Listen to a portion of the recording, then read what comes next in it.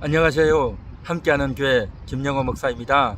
오늘은 구원론 58번째 시간으로 회개하지 않으면 촛대를 옮기십니다 라는 제목으로 말씀을 상고해 보기를 원합니다. 오늘 성경 말씀은 요한계시록 2장 4, 5절입니다. 그러나 너를 책망할 것이 있나니 너의 처음 사랑을 버렸느니라. 그러므로 어디서 떨어졌는지를 생각하고 회개하여 처음 행위를 가지라. 만일 그리하지 아니하고 회개하지 아니하면 내가 네게로 가서 내 촛대를 그 자리에서 옮기리라. 아멘. 오늘 여기 성경에서 보면 너의 처음 사랑을 버렸다 라고 말씀하고 있습니다. 처음 사랑, 이것은 성도들이 가져야 되는 처음 사랑, 목회자들이 가져야 될 처음 사랑을 말하고 있죠. 이 처음 사랑은 다름이 아니라 하나님 사랑, 이웃 사랑입니다. 마가복음 12장 29에서 31절에 보면 첫째는 주 너의 하나님을 사랑하라 하신 것이요, 둘째는 내 이웃을 내 자신을 사랑함 같이 사랑하라 라고 말씀하셨죠. 하나님을 사랑하고 이웃을 사랑하는 것, 이것은 최고되는 계명이고 반드시 모든 성도들이 가져야 될 계명이다 라는 것입니다. 사도 바울도 언급했죠. 고린도전서 13장에서 보면 사랑이 없으면 아무리 하나님 말씀을 전하고 열심을 내고 대단한 기적을 일으킨다 할지라도 울리는 꽹과리가 되고 만다, 그렇게 말했습니다. 그리고 믿음, 소망, 사랑, 이 세 가지는 영원할 것인데 그 중에 제일은 사랑이라, 그렇게 말했죠. 그래서 사랑이라고 하는 것은 모든 성도들이 가져야 될 하나님이 인간에게 주신 계명 중에 최고봉이 바로 사랑입니다. 그래서 이제 예수님께서 오늘 본문에서 에베소 성도들이 이 사랑을, 이웃 사랑을 버렸다는 겁니다. 그래서 교리는 풍성하고 또 하나님 말씀을 가지고 잘 판단하고 또 하나님 말씀을 가지고 열심히 다른 사람들을 가르치고 전하고 했지만 그러나 사랑이 없었다라는 것입니다. 사랑이 없으면 헛되다라는 것이죠. 그래서 여기서 말하는 처음 사랑이라는 것은 바로 하나님 사랑, 이웃 사랑의 계명을 버렸다라는 것입니다. 자, 그렇게 처음 사랑을 버리면 내 촛대를 옮기겠다, 그렇게 말씀하고 있습니다. 촛대가 뭘까요? 촛대라고 하는 것은 요한계시록 1장 20절에도 보면 예수님이 촛대 사이로 다니신다 라고 했죠. 이 촛대는 교회라고 했습니다. 그래서 내 촛대라고 하는 것은 내 교회, 성도의 교회, 목사의 교회라는 그러한 단어적인 뜻이 있죠. 그런데 사실은 교회의 소유는 성도의 것도 아니고 목회자의 것도 아니고 주님의 것입니다. 주님의 교회인 것이죠. 그런데 왜 내 교회라고 했을까요? 그래서 여기서 이 내 교회라고 하는 것은 소유의 개념이 아닌 바로 직분의 개념이다 라고 하는 것입니다. 직분, 교회는 주님의 것이지만 그 교회를 맡아서 이제 직임을 감당하는 직분을 갖는 것은 성도의 몫이고 목회자의 몫이다 라는 것입니다. 결국 여기서 내 교회를, 내 촛대를 옮기겠다라고 하는 것은 너의 교회 직분을 옮기겠다 라고 하는 그러한 의미이다 라는 것입니다. 우리가 구원을 받으면 그 구원은 남들에게 옮겨지지 않습니다. 남편이 구원을 받으면 남편의 구원을 자식들에게, 아내에게 바로 전달해 줄 수 있는 게 아닙니다. 부모가 신앙을 가졌는데 자동으로 자식이 신앙을 가져지는 게 아니죠. 모든 신앙은 자기 개인적으로, 자기 개개인이 예수님을 영접해서 구원받는 것입니다. 그러나 직분은 다릅니다. 직분이라고 하는 것은 그 사람이 그 직임을 감당할 만한 은사가 있든지 재능이 있든지 아니면 이제 하나님 말씀을 잘 믿는 믿음이 있다든지 아니면 기도를 많이 하든지 아니면 순종한다든지 아니면 환경적으로 자기가 그 일을 하게 된다든지 이런 여러 가지 요인에 의해서 직분을 맡기도 하지만 그러나 이 직분은 또한 평생 가는 것이 아니라 나이가 많아서 연로한다든지 또 병이 든다든지 또 이런저런 연유로 인해서 그 직분을 감당하지 못하는 경우들이 많이 있죠. 그래서 직분은 많이 옮겨진다는 겁니다. 그런데 오늘 본문에서는 처음 사랑을 버림으로 인한 직분이 옮겨지는 그러한 경우를 말씀하고 있는 것입니다. 그래서 그 직분 감당자가 적합하지 못할 때, 부적합할 때 직분이 옮겨진다는 것을 지금 예수님이 언급을 하고 있다는 겁니다. 다시 말해서 사랑의 계명으로 직분을 감당하지 못하게 되면 타인에게 옮겨진다라는 겁니다. 사랑이 결여된 그러한 일꾼은 쓰임받을 수가 없다라고 하는 것입니다. 그 사람이 아무리 성경을 많이 알고 있고 기도를 많이 하고 또 지혜롭고 또 열정적이라 할지라도 사랑이 없으면 처음 사랑을 버리면 내 촛대를 옮기겠다. 그렇게 예수님이 말씀하고 있다는 것입니다. 예수님께서는 구원에 대해서는 아주 단호하게 직접적으로 표현을 하십니다. 내 의가 서기관과 바리새인보다 못하면 결단코 천국에 들어가지 못할 것이다 라고 하면서 구원에 대해서는 아주 직접적으로 이야기하십니다. 그러나 성도들을 훈육하고 양육하는 데 있어서는 부드럽게 말씀하십니다. 요한계시록 3장 19절에 보면 무릇 내가 사랑하는 자를 책망하여 징계하노니 회개하라 그렇게 말씀합니다. 사랑하면서 책망한다는 겁니다.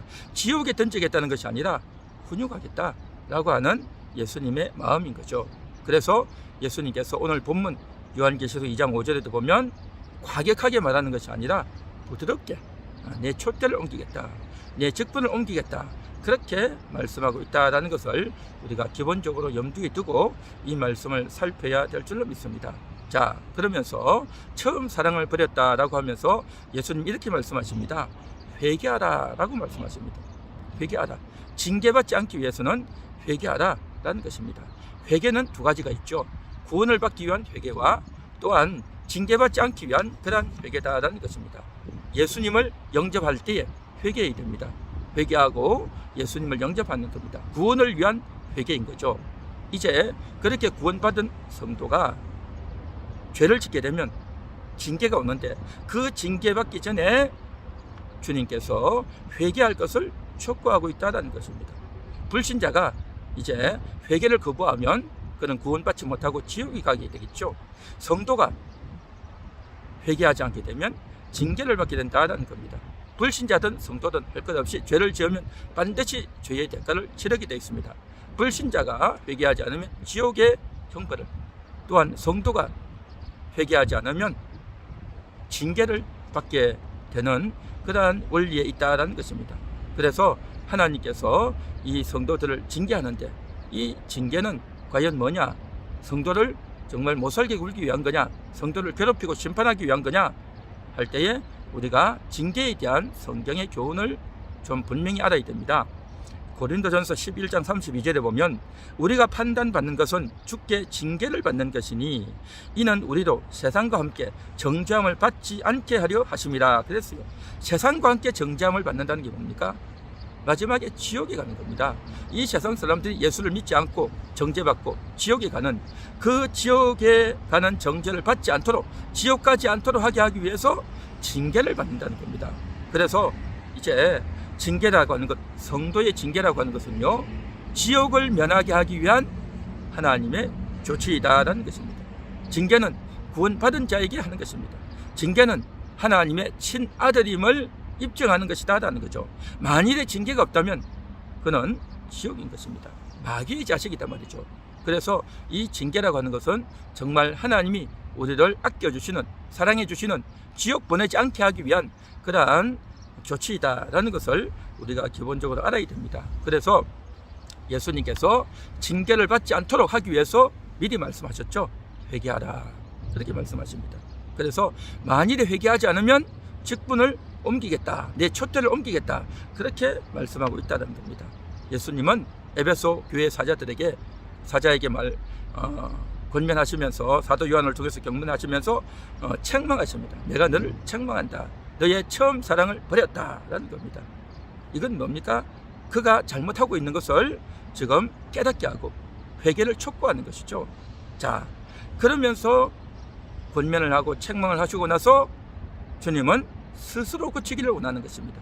그 말씀을 듣고 내가 잘못했구나, 처음 사랑을 버렸구나, 하나님 사랑, 이웃 사랑을 버렸구나 라는 것을 깨닫고 그가 고치고 바르게 세워지기를 원한다는 겁니다. 이것이 주님의 마음입니다. 그리고 주님은 기다려 주십니다. 잘못된 것을 이야기해 주시고 또 그가 바르게 회복되기를 원하고 또 그가 고치기를 기다린단 말이죠. 그런데 그렇게 말을 했고 기다렸는데도 불구하고 고치지 않고 계속 나가면 이제는 어떻게 되느냐? 징계에 들어간다라는 것입니다. 그 징계는 바로 직분을 더 이상 수행할 수 없게 만들겠다라는 것입니다.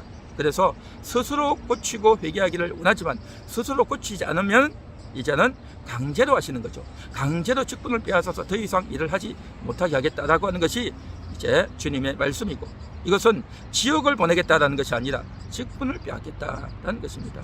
왜 그럴까요? 성도는, 교회는 성도들의 모임이죠. 그 성도들 중에서 자기가 잘 알고 있는 그 성경의 지식과 교리를 가지고 잘 알지 못하는 성도들을 아주 정죄하고 비방하고 혼을 내고, 그로 인해서 다른 성도들이 시험에 들고, 그로 인해 가지고 이제 성도들이 교회를 나오지 않게 되고, 그러한 일이 있게 되면 성도들이 굉장히 상처받고 충격받는단 말이죠. 그러한 일이 있어서는 안 된다는 겁니다. 자신이 알고 있는 그 지식, 자기는 이렇게 열심히 하는데 당신은 왜 이렇게 게으르느냐, 당신은 왜 이렇게 기도도 하지 않고 열심히 하지 않느냐 라고 이렇게 해서 지나치게 과도하게 상대방을 공격한다면 이건 뭐냐?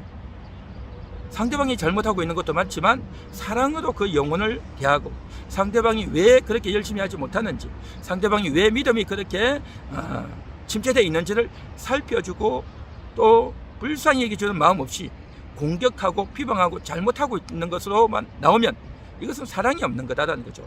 그래서 예수님께서 그렇게 과도한 자에 대해서 책망하시면서 처음 행위를 가지라 라고 권면하면서 돌이킬 것을 이야기하고 있는 것입니다. 오늘날 교회 내에서 이와 같이 상대방의 영혼들을 제대로 하지 못하고 열심 내지 못하고 잘 모르고 정말 당신이 구원받은 자가 맞느냐, 당신이 이러고도 하나님의 자녀라고 말할 수 있느냐 라고 하면서 과도하게 책망해서 상대방이 상처받고 시험받을 정도로 말한다면 이건 분명히 사랑이 없는 거다라는 것입니다.